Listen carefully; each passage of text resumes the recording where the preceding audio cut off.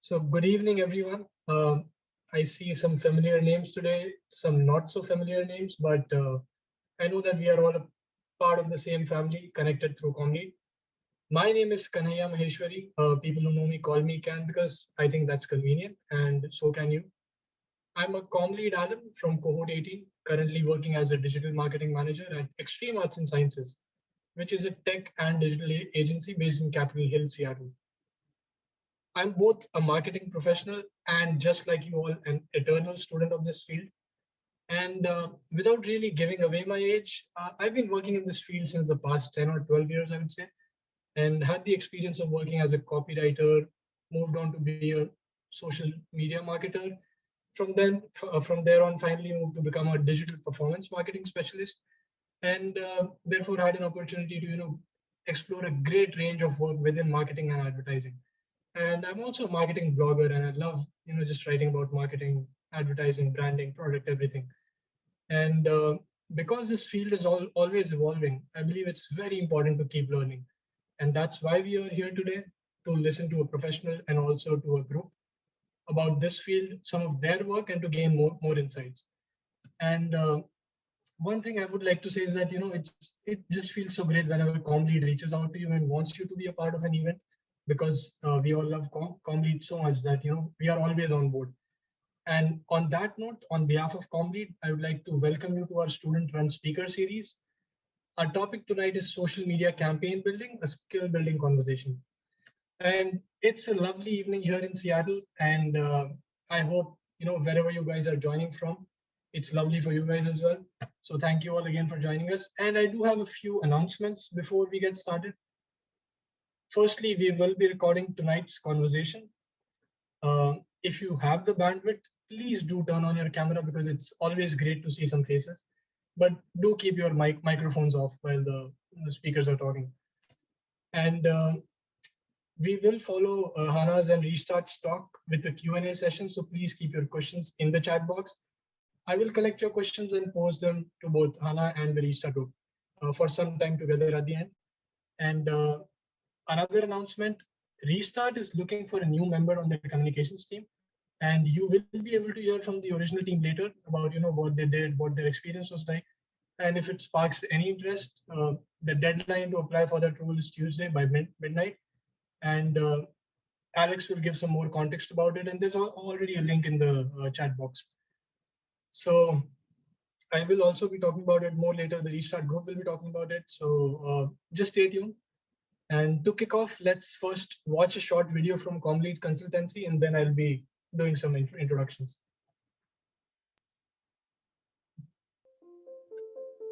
Does the COVID-19 pandemic have you or your organization struggling to connect?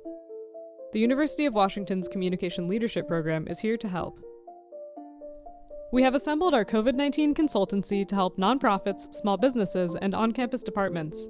We can help you communicate within your organization and with your audience, pivot communication strategies in the face of COVID-19, create videos and other multimedia assets, and host online events.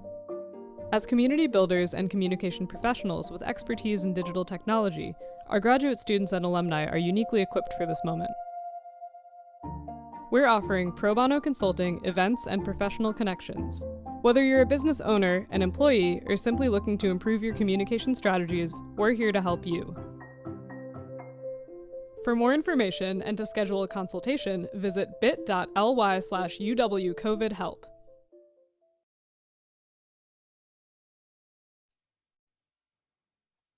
And on that note, let me dive into some introductions. So we'll be first introducing our speaker, Hana Park. And Hana is a partner at Presence, which is a digital marketing agency. She's an award-winning marketing expert with a proven track record of leading multicultural marketing campaigns for Fortune 100 clients, nonprofits, and government agencies. And she has been a champion for multicultural marketing and diversity, inclusion, equity in the field of communication over the last decade. And as you see, more about her upbringing and her life, you will realize why. You will find her experimenting with, all the emerging social media platforms. She posts on Instagram. She does live streams on Facebook, lip syncing videos on TikTok. and interviewing punk rock bands for her YouTube channel. And all this is not just for fun. It's actually to collect insights about the platform and about the people who are on that platform, and just giving a basis for trends on these digital and social media campaigns. And a very important thing is that everything she does across these platforms, she approaches all of them with a lens of multicultural uh, multiculturalness, equity, diversity, which comes from her personal upbringing. She was born in Seoul, Korea, raised in Honduras, educated in Iowa and Madrid, and she's also proud to have circumvented the globe in 365 days, learning about diverse cultures, norms, and how people communicate in other parts of the world. Uh, and about the Restart Group. Restart Partners is a non-profit organization focused on fostering collaboration among state and local government leaders around the issue of personal protective equipment, the PPE kit that we know it as, which is very important in today's times, given how we are going through COVID, and to work with behavioral experts to change social norms about wearing masks and to help save lives. This team includes leaders from a wide variety of backgrounds in technology, industry, data science, public policy, academia, government, marketing, you just name it. And since the time this organization was founded, they've actually had to navigate the COVID crisis by uh, social distancing, stay-at-home requirements. It's just been a part of their day-to-day work as they collaborate remotely with state governments, agencies, and try to make a difference in these unprecedented and challenging times. So, all right, I would ask Hannah to take it away from here.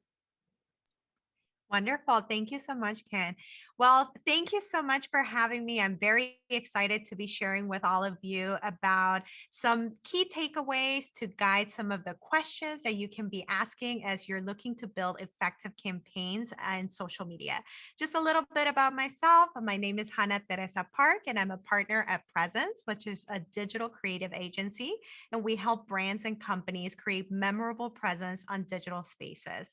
My goal today is to offer you 5 takeaways, a little bit of a framework as we think about building social media campaigns and how to make them effective.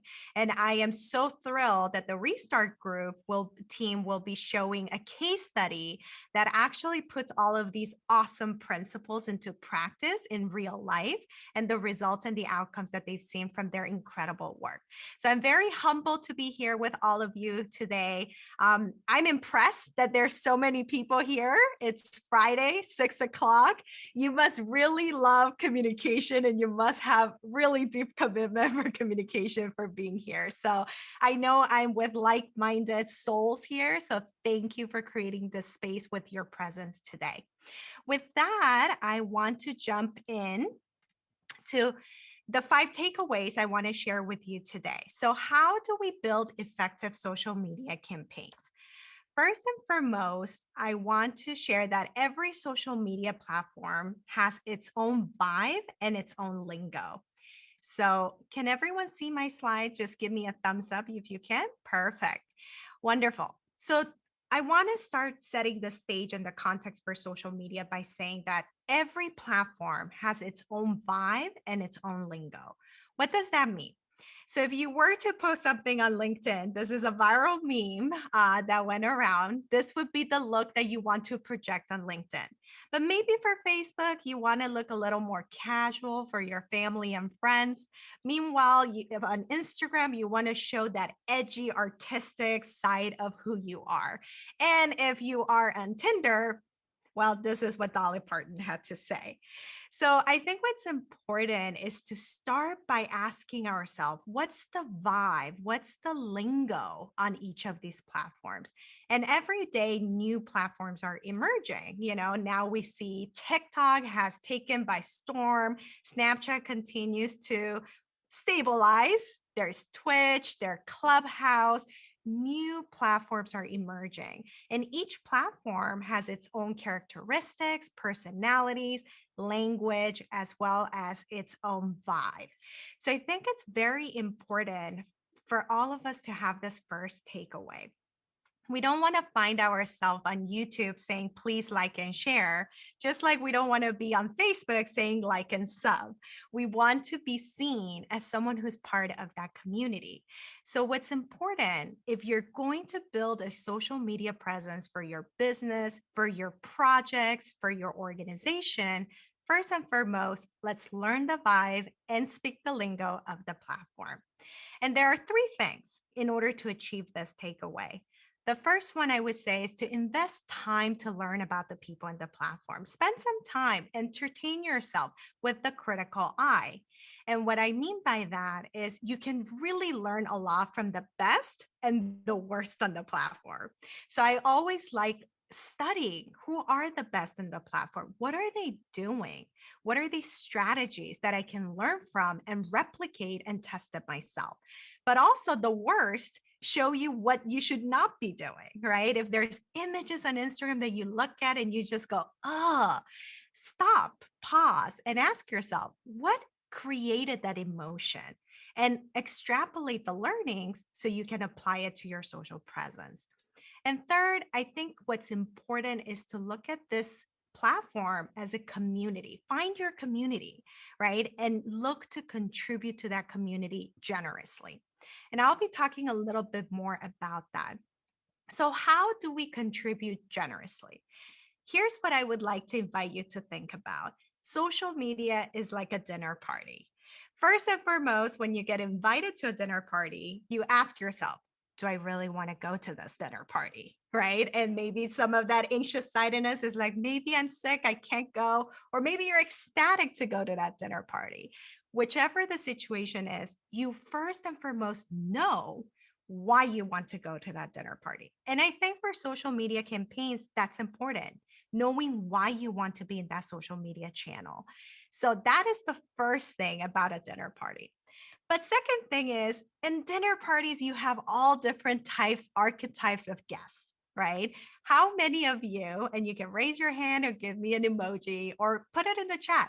How many of you have seen that salesy guest at the dinner table? You know, the one that's telling you about those super soft leggings or that supplement that's going to bulk you up, whatever it is, you can tell they want to sell you something.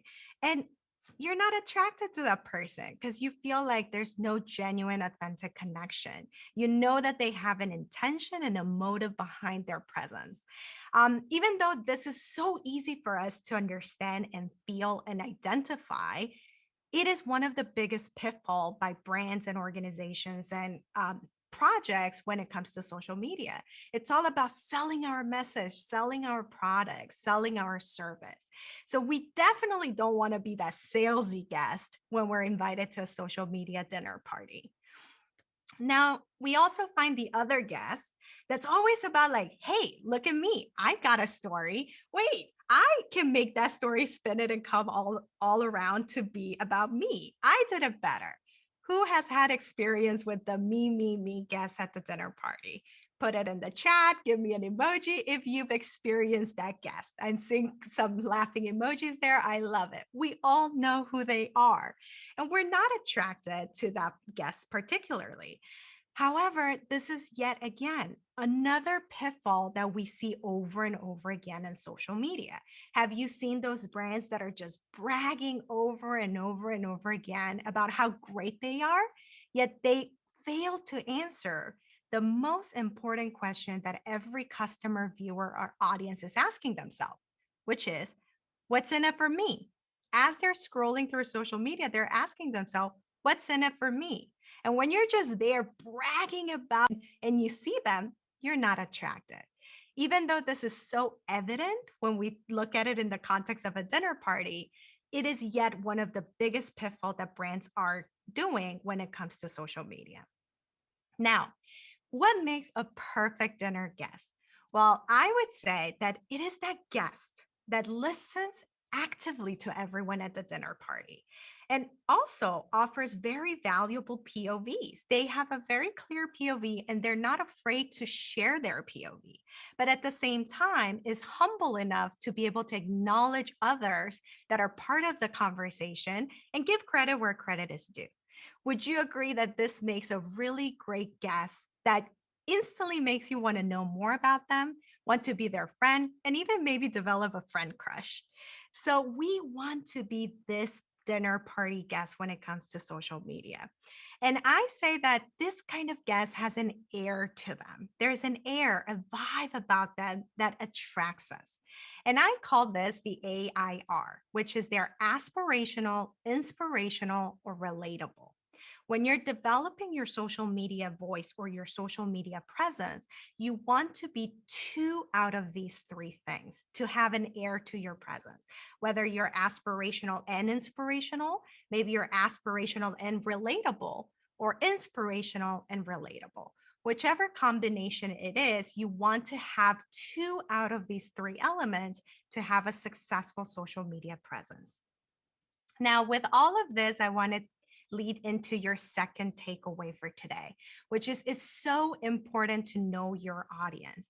In order for you to show up as an awesome guest to this dinner party that we call social media, you have to know your audience. Who are you dining with, right? Because that will allow you to be able to answer these three questions.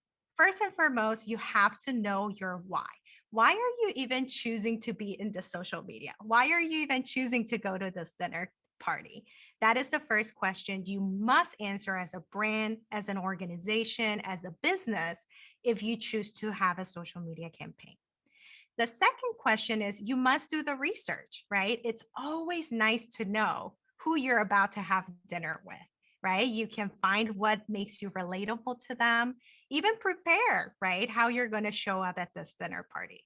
So when it comes to social media, I would strongly encourage that you know your crowd and also find your tribe or find your community. And and finally, you have to show up. Half of the game in social media is showing up. And when you do show up, have that air about you, whether it be aspirational, inspirational, or relatable. So, with that, if I have to show up, how do I show up effectively on social media? This is a question. Okay, I know that I want to be in this platform. I get that I want to be that gracious, amazing guest that everyone wants to be friend with. But how do I show up? What are my options? So I want to offer you three different archetypes or options to look at how you can develop your social voice. Here are the three archetypes or models that you can use as you're developing your voice in this platform. The first one is that of a conversationalist. Think of the conversationalist like a reporter, right? It's the person that may not have the most knowledge or the expertise in a certain topic, but they have the ability to have interesting conversation with people in that industry and report back to us their findings about their conversation. And we as an audience get to grow in their journey. So think about Anthony Bourdain, for example. He is a great example of a conversationalist. Yes, he's a chef, but he may not be an expert in the certain cultures or places that he's traveling to. So he unites and convenes all these amazing experts and historians and chefs, and those conversations enrich the viewers and the audience in learning something more. So think of your brand, your company, or your organization as having a conversationalist presence on social media. Can I convene other interesting people? And can I invite my audience to grow along the way along my side? So that's one way you can develop your social voice. A second way is what I call the curator. A curator has somewhat some knowledge about the industry they're in. And because they have some knowledge, they know how to distinguish what's a great voice to listen to and what's noise in the industry. And curators save audience time because they bring you what's valuable. And because you're bringing what's valuable, you are seen as a guide to your community and you're contributing generously. So think about Vogue, for example, as a curator. Vogue doesn't make particularly clothing or designs its own fashion, but it curates what's the next trend. They guide us on what to keep an eye out when it comes to fashion. So think of your social media campaign positioning you as a curator. And the third option, I would say, is a creator. This is when you are the expert at the topic at hand and you have a very clear, original POV about the topic, and you want to communicate them consistently and frequently when in social media and share it with the world. That positions you as a creator. So that could be a designer, an artist, someone who is making and has a clear, unique, original POV. Now, you may say, do I have to choose one? And I would say start with one voice, but that does not confine you to that model. You can always start as a conversationalist and grow your expertise that makes you into a curator. And as you're curating, you're going to have a very original, unique way you curate things, which can transform into a creator. So there is a natural evolution to your voice. I think the question is, where do you want to start so you can build your social media campaign around? So with that, I want to leave you with the third takeaway, which is you must show up and you must contribute. So showing up is just the start of the social game. I would say showing up consistently is how you can make a difference, and contributing to your audience generously through one of these three models of your social voice is how you can make an impact. And when you contribute so generously, it makes the audience not even doubt an ounce why they should be doing business with you, why they should support your cause, or why they should champion for your organization. So show up and contribute generously. So now I want to just take a side for the fourth takeaway. So you're all ready, you know you want to be a great dinner guest, you know what your voice is, you're ready to develop a social campaign. And I'm so excited the Restart team will be showing us a case study, all of these principles in action. But what are the must-haves when you're developing a social campaign?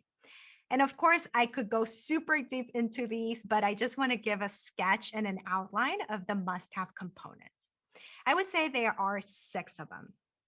The first 2 is that you have to have a clear goal.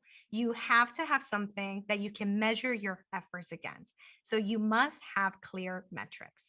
Second, you have to have a defined audience as narrowly as possible, because the more you find your community, the better you can contribute and you can develop more meaningful relationships using social media.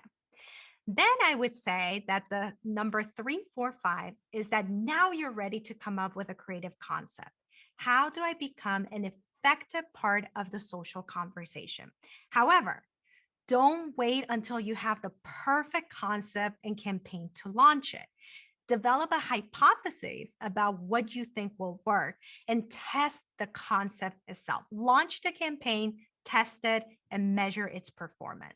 Because ultimately, a social media campaign, I would argue, is you learn and you iterate the process. So you gotta go and repeat steps 3, 4, 5 again and again and again, because the conversations are evolving, and also your campaign must evolve with your community.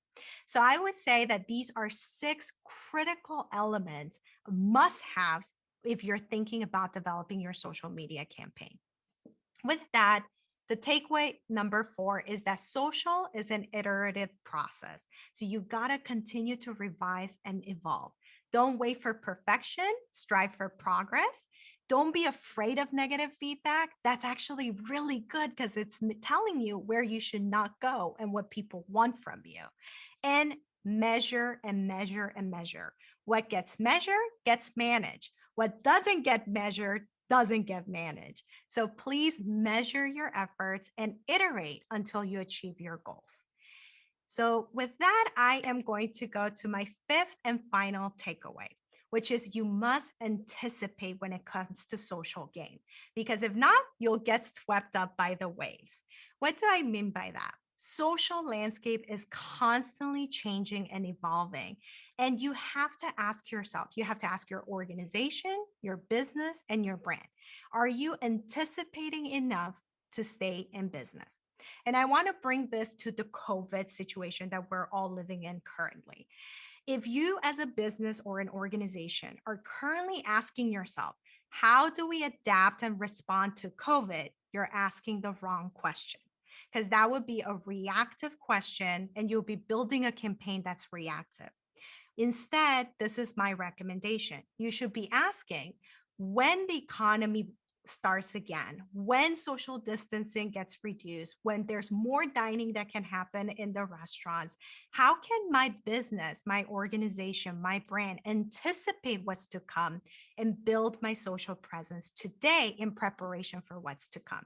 So if you're business owners at this moment or consultants helping small businesses or businesses, you must encourage your clients and your organization to ask, how are we showing up in social media to prepare for the next phase in COVID?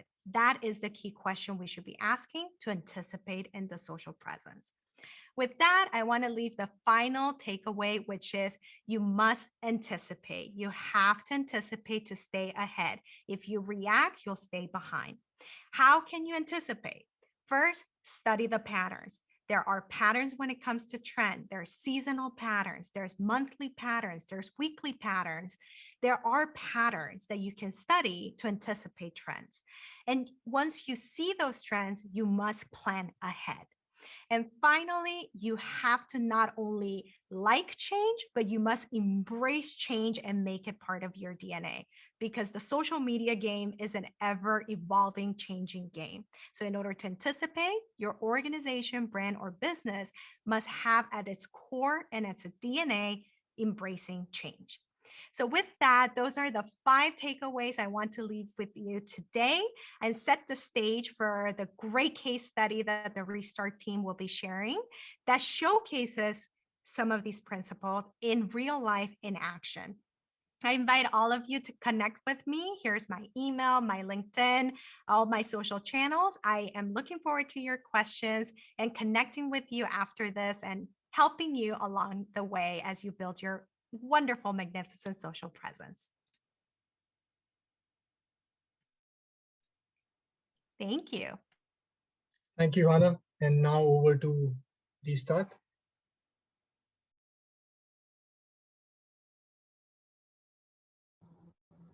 Hi, everybody. Can you guys see my screen? Perfect. Okay, just a little bit about me real quick. My name is Sasha Buzz. On top of working with Restart, I also work for T-Mobile as an environmental health and safety program manager, where I mostly deal with communications for all of our employees. So Restart, we focused on a mask adoption campaign about Restart. So Restart was founded in May 2020 in response to COVID-19. It's a nonprofit working to empower committees to work together to restart lives and livelihoods. We focus on fostering collaboration among state and local government leaders around the issue of PPE, personal protective equipment, and working together to change social norms about wearing masks to save lives. So an overview of our presentation, we'll be talking about the campaign, going over the creative process, then we'll followed by implementation, Facebook Ads Manager walkthrough, community moderation, and then finally the results and the impact. About the mask campaign, the goal was to influence mask adoption or mask wearing behaviors and other COVID-19 prevention behaviors like staying 6 feet apart, washing your hands, social distancing. In addition, we wanted to gain a better understanding of which messages, platform, and voices and other techniques are influential in building and promoting COVID-19 safety. For our target audiences, we had all Washingtonians in private social gatherings, including college students and essential workers, parents with children, rural moderates, and Spanish speakers. For our tactic, we actually ran a 9-week social media campaign, and that started on Facebook and then eventually went onto Instagram. So for me, my position is a creative coordinator, and so that's for me and Marisol. Our design tools were Canva and Photoshop. For free image resources, we use Pexels and Unsplash. In addition, we also asked our friends and family if they wanted to be models for our campaign creatives. One thing to note though, if you do want to include pictures of children or minors, you have to get their parents' consent. That's very important. So this is a little creative flow in terms of my process. The way that I came about developing the creatives kind of have a two-pronged approach. On the left side, you have to consider the needs of the campaign. So what are the key messages you want to say and who are your target audiences? So in this case, it was mostly wear a mask, stay 6 feet apart, and then the different audiences that I mentioned on the previous slide. In addition to the needs of the campaign, there also is the creative freedom of the creator.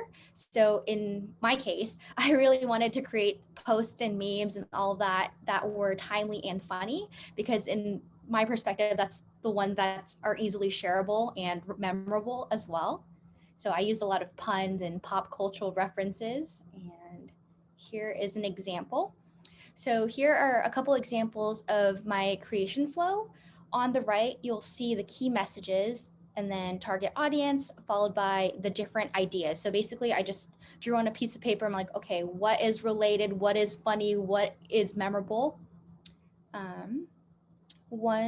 Okay, if you focus on the little circled area, stay 6 feet apart. So for this example, I focused on parents with children.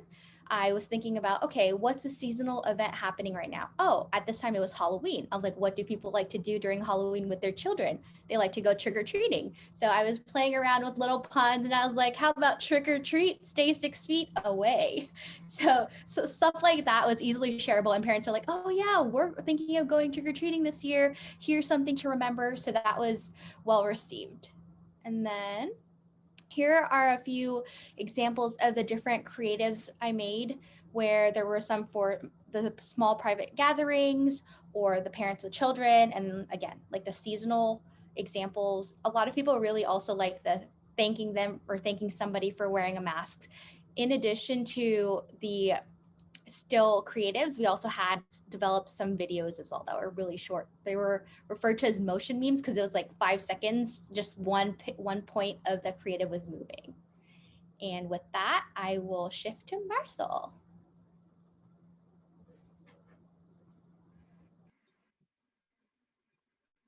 Hi, everyone. My name is Marisa Morales. I'm the outreach manager at Earth Core and was the content creator for Restart Partners.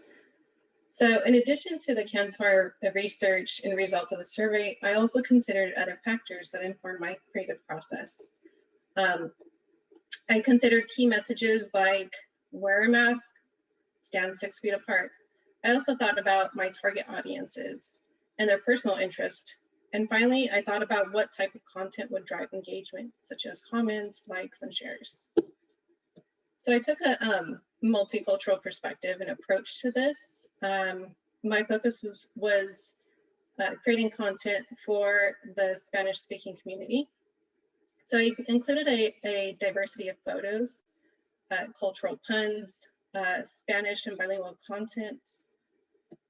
And I included also pop cultural references and audience interests. I included celebrities like Ryan Gosling and created a GIF of Ryan clapping with the words, "Hey girl, thank you for wearing a mask." And included animated characters like Star Wars and Homer Simpson. And then I also included images that referenced trending news topics on social media. And I also considered holiday and seasons of that month. So Halloween, Christmas, fall season, and so forth. I also belong to a variety of interest groups on Facebook. So everything from like activism to professional networks, Latinx groups, artist groups, and so forth.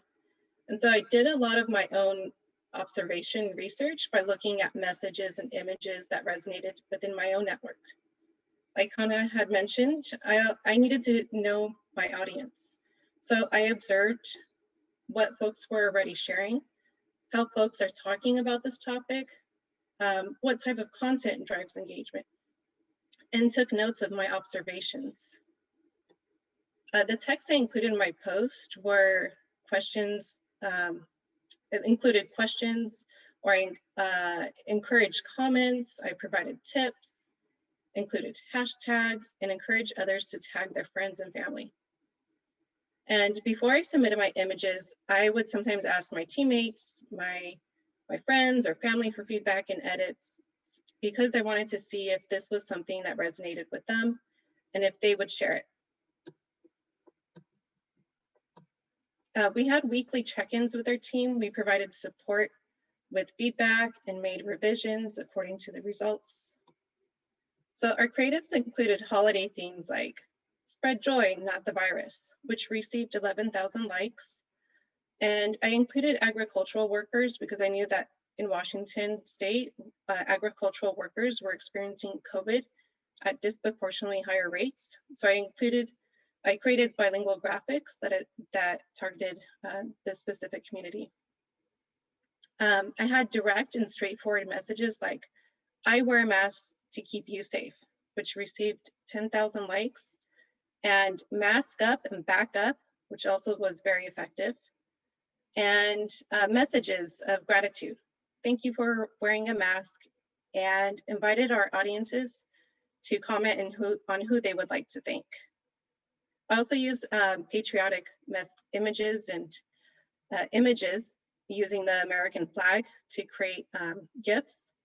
So mask up for your country, community, and loved ones.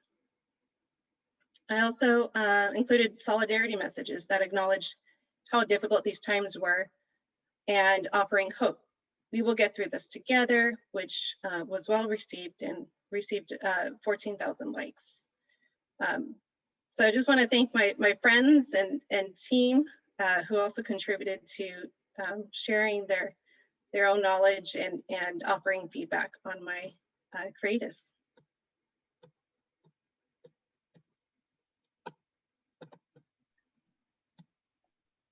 Hi everyone, I'm Elisa. I joined Restart in June 2020, initially doing community outreach and partner building. But when we received the opportunity to create and launch this behavioral change campaign at a statewide level, my role quickly shifted over to being the Facebook ad manager. So basically after Sasha and Marisol make the content, I'm the person that drafts it, publishes it, and monitors the quantitative insights. So for my presentation, I'll be going over more of the technical side of the campaign by walking us through Facebook Ad Manager to give you all some insight and previews of the interface and the back end of running Facebook ad campaigns. And before I do, I wanted to quickly go over some key things we did. So when I do go through the steps, you'll get a better sense of what I did. So the first thing we needed to decide was our overall objective in Facebook ad campaign. So is it reach or engagement? With reach, you get higher impressions, which means more eyes on the creative, but less engagement, and then vice versa with engagement. For our mass campaign, we chose engagement, which I will explain soon when I do the walkthrough. Next slide, please. When you set up a campaign in Ads Manager, you build ad sets. So for this campaign, we had 5 ad sets to represent our 5 groups: the parents with children, rural moderates, Spanish speakers, and social gatherings, and then younger folks who are targeted on Instagram only.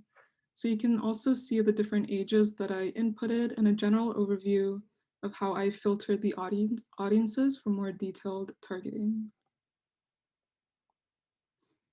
So now I will walk us through the interface on how to build a campaign using Facebook Ads Manager. The first thing you need to do is to make sure you have an ad account set up in Facebook Business Manager. If you have other people running ads for you through your account, they have to be an admin to access the payment settings to actually run the ads.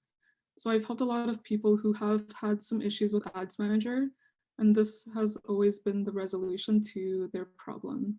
So this is just an important keynote before you do get started.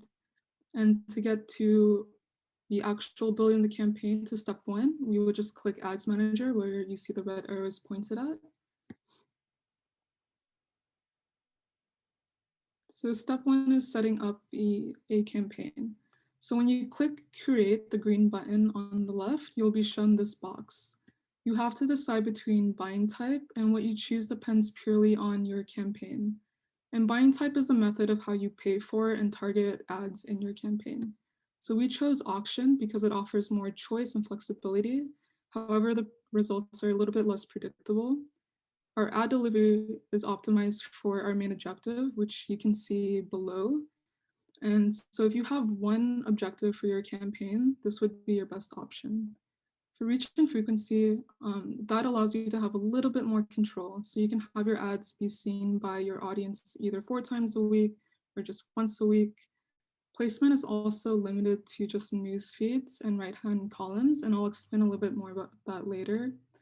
And ad delivery is optimized for reach first, and then whatever your campaign objective is. So if you want more eyes on your ads, this will be your best option. And step 2. You should choose, for campaign objective, you should choose the best option depending on your goal. So for our campaign, we took an iterative approach. So we chose engagement because we were testing a variety of different content and messages. And engagement was the best way for us to see which messages were more productive than others. And like Hannah said in her presentation, we wanted to be a part of the conversation and participate in it. And one way to do that was to reach people who are more likely to engage with us, which means an engagement objective. And Facebook would optimize our ad delivery to people who are more likely to comment, react, or share our content. And then after you choose your objective, the box will expand where you can name your ad set. And as I previously mentioned, we name our ad sets based off of our audience. So we targeted rural moderates, so we named this ad set for an example. So step 3 is budget and scheduling, and this also again depends on how much money you have and how long your campaign is. For scheduling, I suggest that if you don't want to accidentally overspend your money and you already have an idea of when your campaign is about to end, just input that. But it's also really flexible, so you can change it anytime and adjust your budget accordingly. So for example, in our campaign, we extended the campaign by a couple of weeks, which meant adjusting our ad spending to make sure we don't overspend our ad credits. So step 4 is audience targeting. This part is pretty intuitive. You can set your audience based on location, interest, age, language, etc. And on the right side, Facebook shows you how many people you can potentially reach and the estimated engagement rate. If it seems too broad to you, you can adjust and make your audience even more targeted by either adjusting the age range or just adding more interest filters under detailed targeting. Step 5, placements. Placements are really important. If you know that your audience is mainly on Facebook, you would want to choose manual over automatic. So you can pick and choose where your ads will be shown. If the majority of your audience is focused on Facebook only, but you want to put some ad dollars on Instagram, it'd be really good to just have a brand new ad set with the same audience that you want to reach, but the manual placements will be on Instagram only. So your placement is based on your audience and goals. So for another example in our campaign was that we didn't have an ad set strictly for Instagram until about midway through. We were looking at the insights and demographics of our campaign, and we saw that our most reach audience were older people. And this is because we initially had automatic placements on, which means Instagram was getting some ad dollars, but not as much as we would have liked. And because we wanted to reach more young people, since they were the ones that tended to be involved in social gatherings, we created an ad set specifically for Instagram targeting the younger demographic. And then finally is step 6, just drafting the ads. A good rule of thumb is to have the image be 1080 by 1080 or a perfect square. And then as you scroll down, you can add in the image, your copy, and then previews will show up on the right side again. And once you're ready, Facebook automatically saves it as a draft, so you can click close and draft more until you're ready to publish and launch. So that's a really quick walkthrough on how to set up a campaign. You can target multiple audiences under one campaign. You can put the creatives in different ad sets, but with a tailored caption for that audience. So for example, when I worked on the expanded mass campaign in 20 other states, each state got the same ad and the same caption, but I went through each one to adjust the hashtag and make it more personalized for that state. So in Washington, we had Mask Up WA. In Florida, we had Mask Up FL. And same thing for the other states. So there are a lot of variation and options of ad sets that you can create through this interface. And now I will go to Ashley, who will go over her experience moderating comments and go over our final campaign results. Okay, thank you. So I'm Ashley Iheng Lee. I was the campaign manager who did the moderation and pulled the qualitative insights from the feedback. I'm also an SEO content writer and a ComLead student graduating next quarter. So what did we do after posting? To make sure the comments weren't undermining our message, I will quickly go through all the comments, like the positive ones and hide the negative ones. So hiding a comment means that the person who posted it will still see the comment, but everyone else can't. So as you can see from the screenshot, this is what I see as an admin. There's a hidden comment. It's not deleted, but others won't see it. We also responded to questions or misinformation if they kept coming up, but only if we have credible sources. There were more than 18,000 comments, so it's impossible to respond to everyone. I also want to share how the moderation work feels like. As you can imagine, there will always be more hate comments than supportive comments because supporters don't have that much incentive to comment. So I'm basically reading a lot of hateful comments every day. We all were. In the beginning, it made me feel awful and hopeless. I couldn't understand, for example, why people believe COVID is a political lie and we are being brainwashed. I also questioned myself about whether it's fair to hide certain comments. But then I learned to distance myself and hide the comments without thinking too much. If it's not helping us reach our goal, increase mask adoption, then it's totally okay to hide it. It's also important to remember that every comment increases the engagement of our campaign, whether it's attacking or supporting our message. The next slide.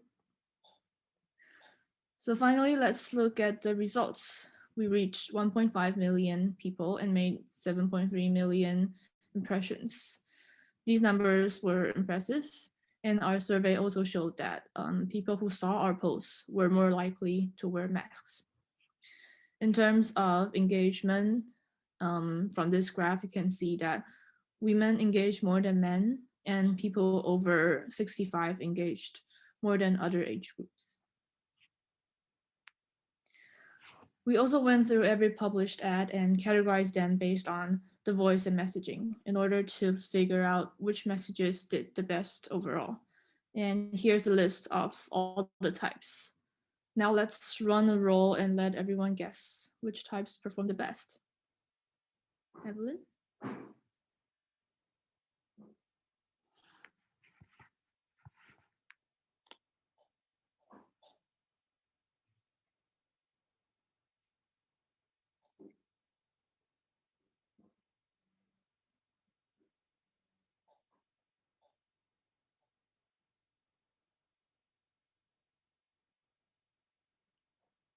Evelyn, just someone let me know if the results came back.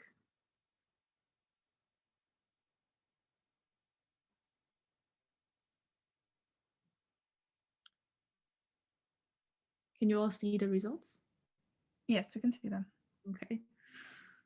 Cool, let's see the answers. I see that most of you got something correct. The funny one got the most, but yeah, great. You all get the sense of what will work on social media.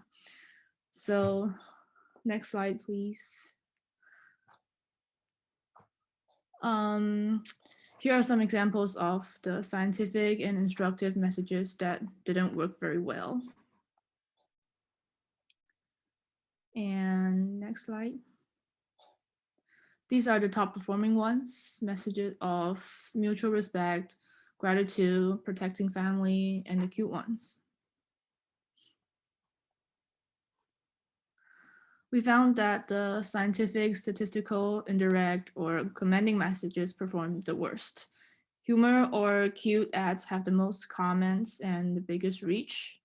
And finally, messages around solidarity, protecting one's family, and mutual respect perform best in terms of likes and shares. They also attracted more positive feedback, such as expressing gratitude and sharing their feelings and hope. Now, the takeaway here is that we did a lot of trial and error. We experimented with a variety of content for more than a month to finally figure this out. So you can't expect to get it right immediately. This echoes with Hannah's fourth takeaway, exactly. Test and iterate. Test some content with your audience, analyze the results, and eventually you will find what works and what doesn't work. Yeah, that's all. Thank you for listening.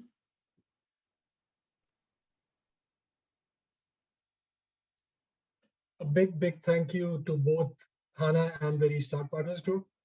Uh, you know, one of the most beautiful things about a social media campaign is if you can harness the power of digital platforms to make a difference.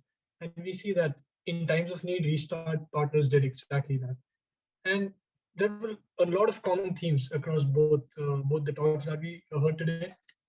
Know your audience, have a content calendar to capture on the upcoming trends, ride that trend wave, personalize your messaging for your audience, have clearly defined call to actions, because I think unless and until that's missing, you just don't compel people to take that action that you so desire. Have an authentic and consistent brand voice, and be flexible. I mean, there's no shame in admitting something's not working, and if something's working, make sure you capitalize it on it. So those were some of the takeaways for me that I could sum up.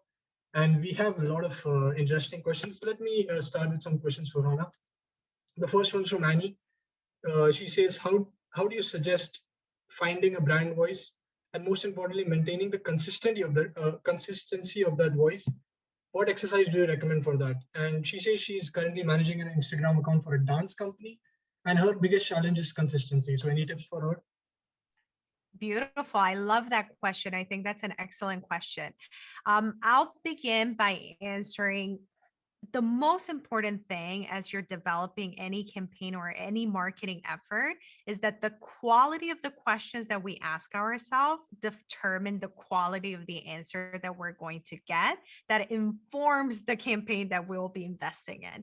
So when it comes to developing your brand voice, and you said in the dance company and the dance industry, the question I would be asking myself is not what voice should I have, but rather the question I would be committed to asking is, what does my audience need from me right now?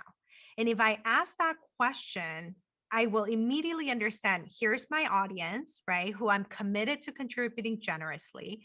This is what I'm hearing they need. Maybe it's certain moves, right? It's maybe I don't know what they need, but if I am listening to what their needs are, and that's the question I'm asking, it will tell me what kind of content I should be creating. And in doing so, your voice now becomes that one of a guide, right? A voice of a guide that provides resources, tips, tools, and fulfills the need of your customer or your audience.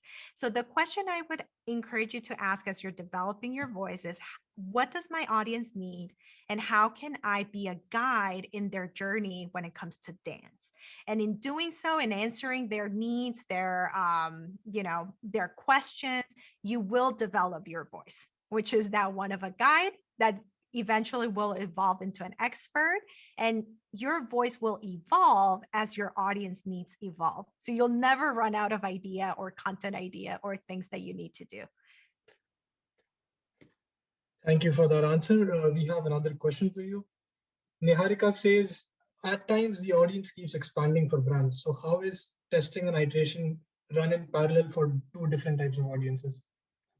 That's a fantastic question. I think it really depends on the size of your brand or organization or company, right? So if you are a small company, I would first challenge by asking, have you truly saturated and maxed out the amount of contribution that you can do to your target niche audience group, your priority audience group?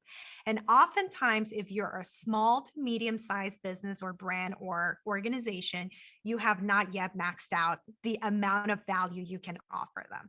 Now, bigger, larger brands and companies, they have maxed out certain niche audience groups. So they must expand in order to expand their business. In those cases, I like the model that large companies like Nike uses, right? You want to have an anchor voice. What is that one anchor global voice or cause that can unite all of our customer and their experiences? Why do they love us? And then each of those segment marketers will find the flavor that best suits that other sub-segment. So let's say that Nike all of a sudden says, this year it's going to be all about be bold, right? What does be bold mean for an adolescent female swimmer, right? What does that mean for women runner in their late 30s, right? And different campaigns and different voices can be created, but under the overall global voice umbrella of Be Bold, for example. So that is a structure that I would use if you're a larger company with a lot of resources to customize and iterate this interpretations of your overall campaign goals for different segments. But if you're a small to medium-sized organization or company, I assure you there's still more things you can do for your priority audience to bring more value. And in doing so, you will position yourself as extremely valuable and top of mind, which is exactly what you want to be when you're building your social presence. Thank you for that, Anna. It's interesting you mentioned Nike, because the last book that I finished is Shoe Dog, which is the memoir of Nike. And that's something I would just recommend everyone. If you love a brand, it's very important you find out about their story, because it's a place of passion from where their voice comes, really. And that kind of also helps if you are passionate about something that you're creating a campaign about. You will just see, how invested these people are, and it's something that comes very naturally if you're just, deeply rooted in something. Let's move on to Restart Partners. We have a question from Hannah. She asked, what were your biggest challenges and the proudest moments in the campaign that you guys created?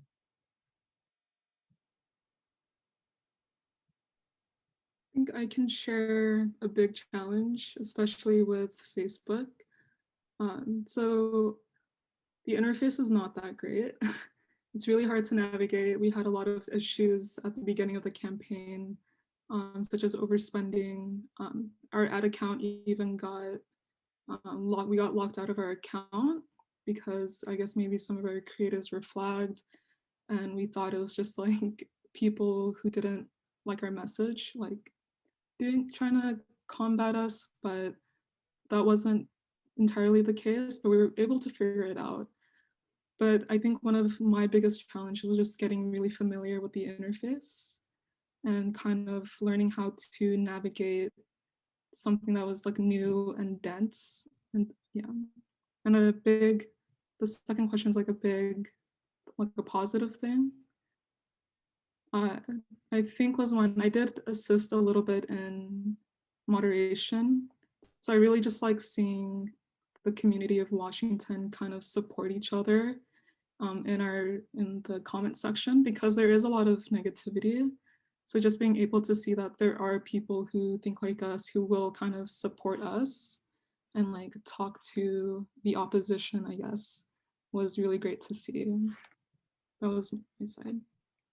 Thank you. And with that, we will pose you another question. Saida says, thanks for the great example of a well-staffed and effective campaign. I work for a small community-based organization, and our biggest challenge is capacity. We only have one person running every aspect of the campaign. It's difficult to figure out what to focus on to get meaningful results. Any advice on what aspects of a campaign you prioritize if you must choose? Anyone from Restart? I can speak to the creative ideation process. What the team did basically in the first month was we developed different types of creatives to test which one had the best messaging. Like Ashley was saying, like the scientific or the commanding ones did poorly. So from there, we shifted our voice and we're like, okay, let's be more positive and let's subtly send the message forward.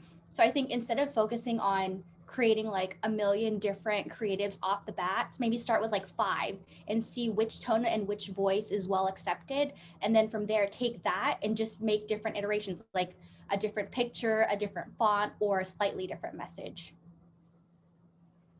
Absolutely. Yeah, I work for a nonprofit. I've worked for very small to mid-sized nonprofits, and have been the only communications person there, and it is challenging.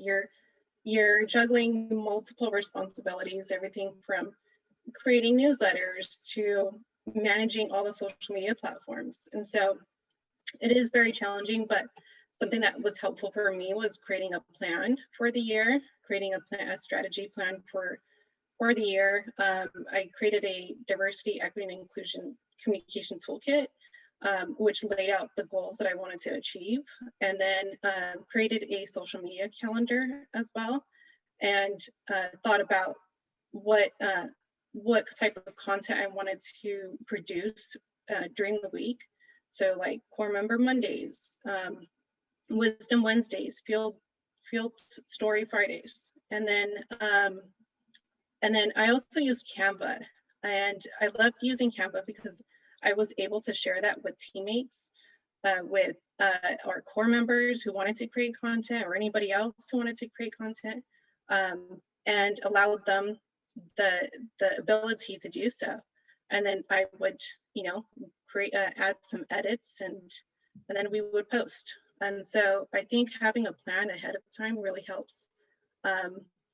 It's not always easy to look at all the analytics all the time, but I try to make it a habit of looking at them maybe once a month and running a report. Yeah, I would also like to add that, because it's not possible to look at it every day, maybe you could automate some of it. If you have some analytics tools, make sure you just have a grasp of some of your most important metrics, and you create some sort of automated report that's get delivered to your email directly. So at least once a week, you know what's happening, or once a month, whatever your frequency is. But automating that greatly helps. And another question for Hannah. When you mentioned using metrics to have clear goals, what kind of metrics would you use, and how would you go about to find a defined audience? This is from Isabel. Yeah, those are 2 excellent questions. Let me tackle the first one. When it comes to metrics, I like to look at what are the metrics for the business or the organization or the brand I'm working with, right? It's not, if you think about metrics within the realm of social media, you'll be measuring engagement, reaction, all of that. But as a marketer who's also an entrepreneur, I like to look at what's the function of marketing in my business and what are the metrics that my marketing efforts should be supporting. So over all of these years of entrepreneurship, I've narrowed it down to 3 major metrics that all marketing efforts should be addressing. So your marketing should be contributing to one of these 3. The first factor is it helping you increase number of leads? And you can have a different interpretation of leads depending on what your goals are, right? So if you're a restaurant, is my social media campaign that I'm about to launch helping me increase the number of leads? Because if you keep all of the other variables of conversion and sales the same, just by the fact that you're increasing the number of leads, potential customers that could be eating at your restaurant, you will increase your business.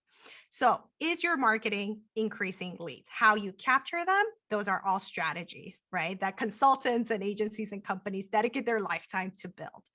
The second metric that you must ask if it's contributing to is my social media campaign helping me increase the average value of the transactions of my business?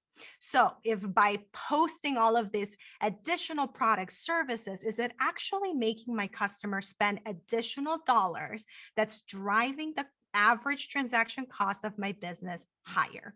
So if you keep all of it the same and your social media campaign can help a customer spending $10 to $15, you've already grown your business by 50%.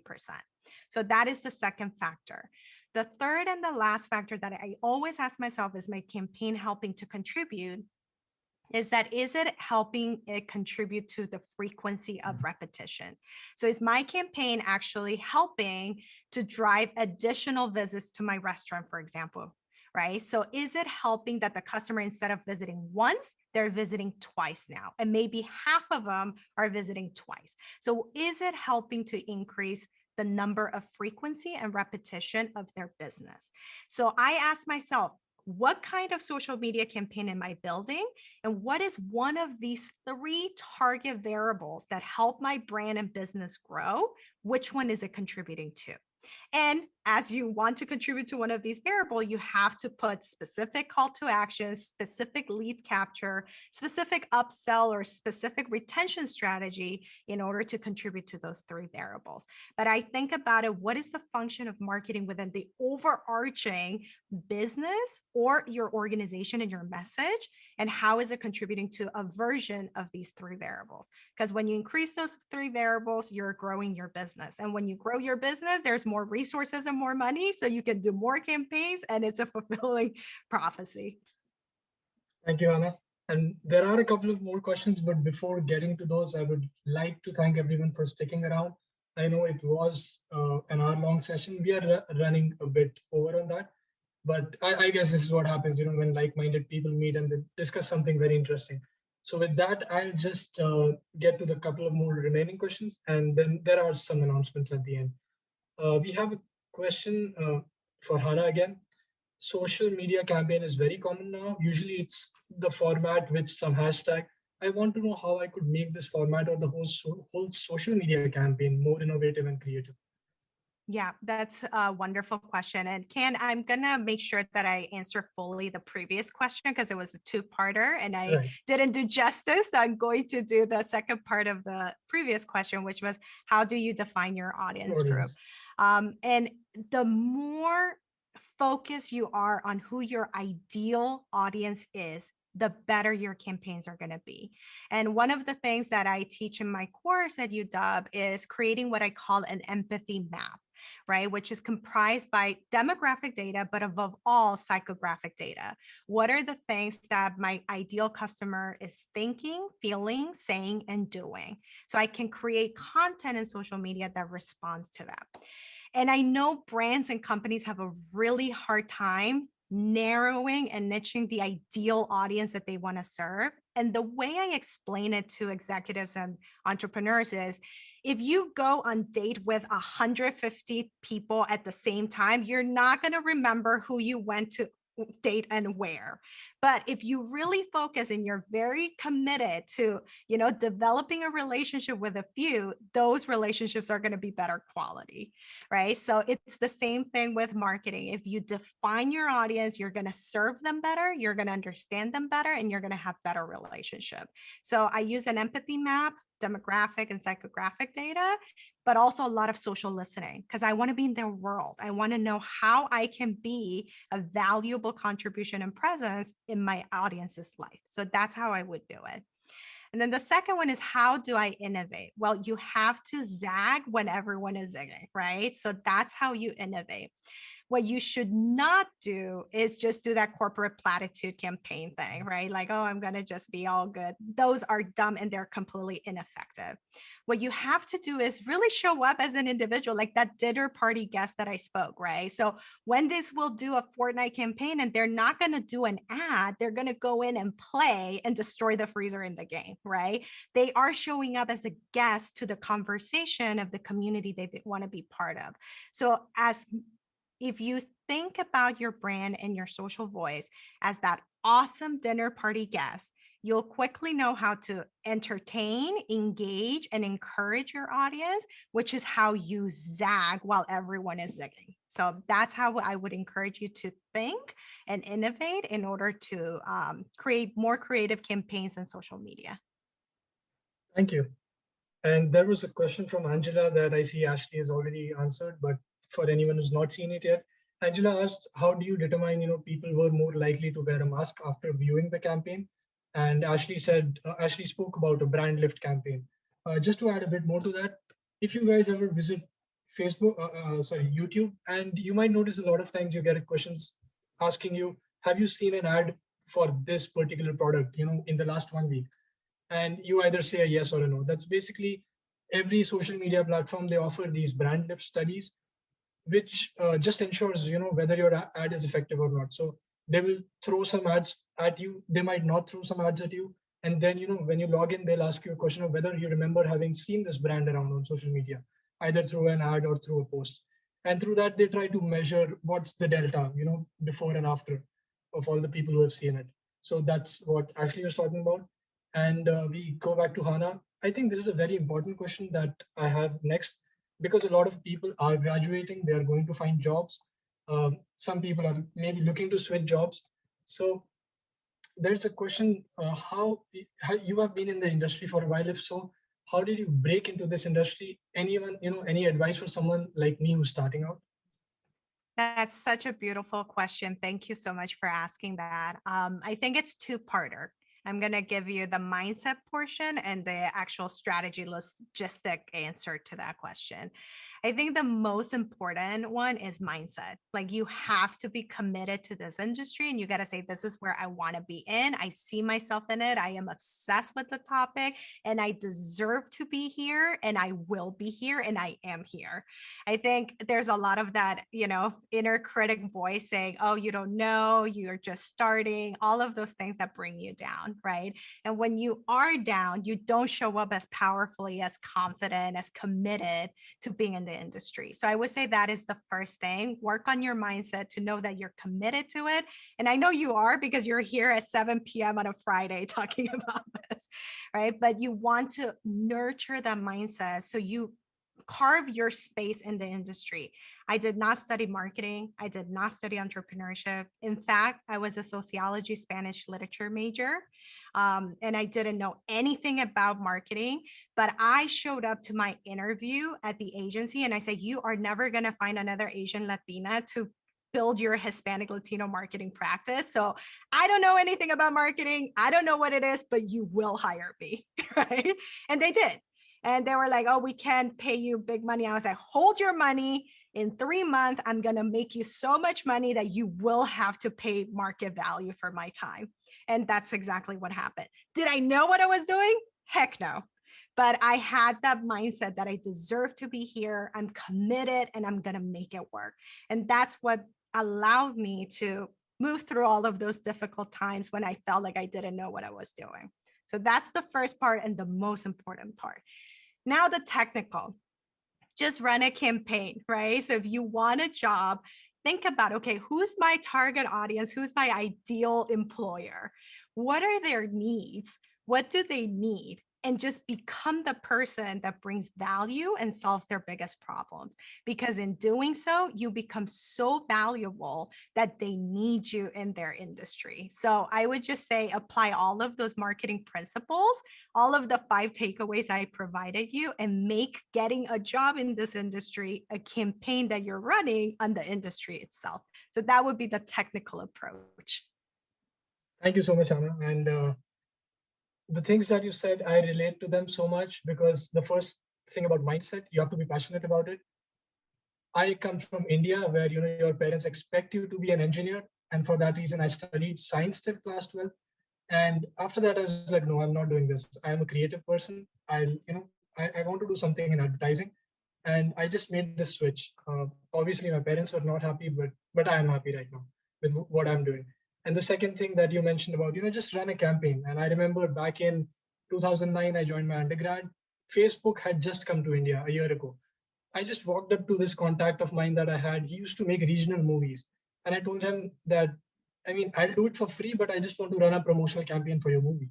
And that was how I started exploring Facebook. So, just you only get that thing by doing it.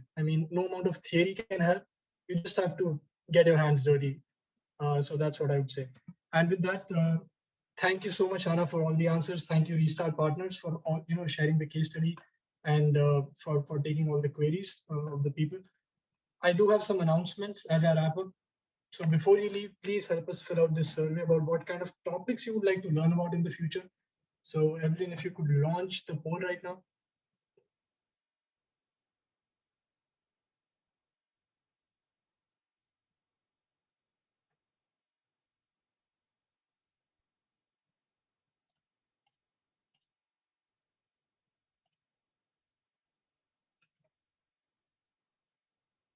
Probably give 10 more seconds and then we will move on to the next announcement.